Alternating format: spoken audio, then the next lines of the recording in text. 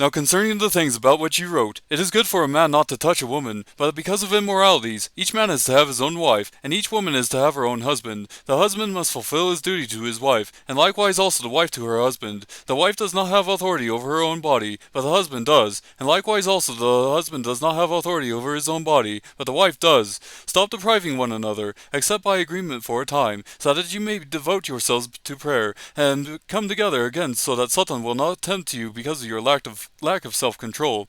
But this I say by way of concession, not of command. Yet I wish that all men were even as I myself am. However, each man has his own gift from God, one in this manner, and another in that. But I say to the unmarried and to the widows that it is good for them if they remain even as I.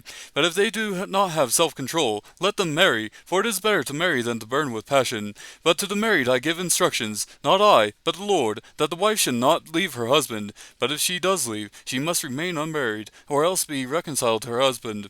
And that the husband should not divorce his wife. But to the rest I say, not the Lord, that if any brother has a wife who is an unbeliever, and she consents to live with him, he must not divorce her. And a woman who has an unbelieving husband, and he consents to live with her, she must not send her husband away. For the unbelieving husband is sanctified through his wife, and the unbelieving wife is sanctified through her believing husband. For otherwise your children are unclean, but now they are holy.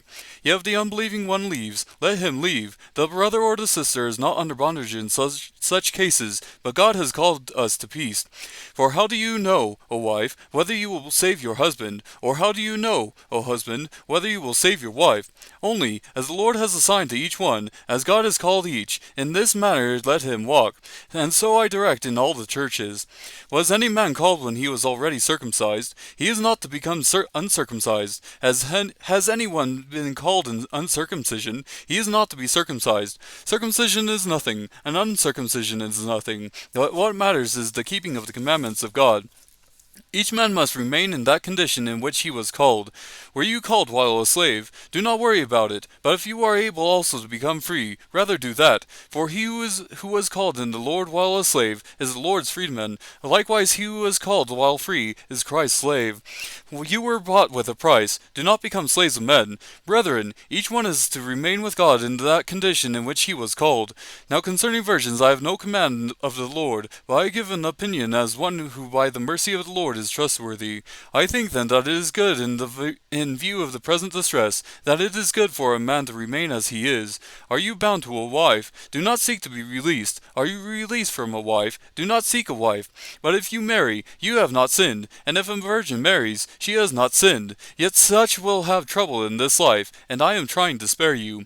But this I say, brethren, the time has been shortened, so that from now on those who have wives should be as though they had none, and those who weep as though they did not weep, and those who rejoice as though they did not rejoice, and those who buy as though they did not possess, and those who use the world as though they did not make full use of it, for the form of this world is passing away.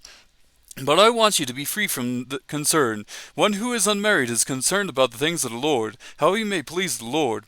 But one who is married is concerned about the things of the world, how he may please his wife, and his interests are divided. The woman who is unmarried, and the virgin, is concerned about the things of the Lord, and she may be holy both in body and spirit. But one who is married is concerned about the things of the world, how she may please her husband. This I say for your own benefit, not to put a restraint upon you, but to promote what is appropriate and to secure undistracted devotion to the Lord.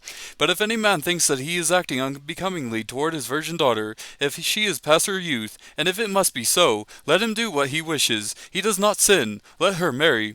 But he who stands firm in his heart, being under no constraint, but has authority over his own will, and has decided this in his own heart, to keep his own virgin daughter, he will do well. So then both he who gives his own virgin daughter to marriage does well, and he who does not give her in marriage will do better. A wife is bound as long as her husband lives, but if her husband is dead, she is free to be married to whom she wishes, only in the Lord. But in my opinion she is happier if she remains as she is, and I think that I also have the Spirit of God.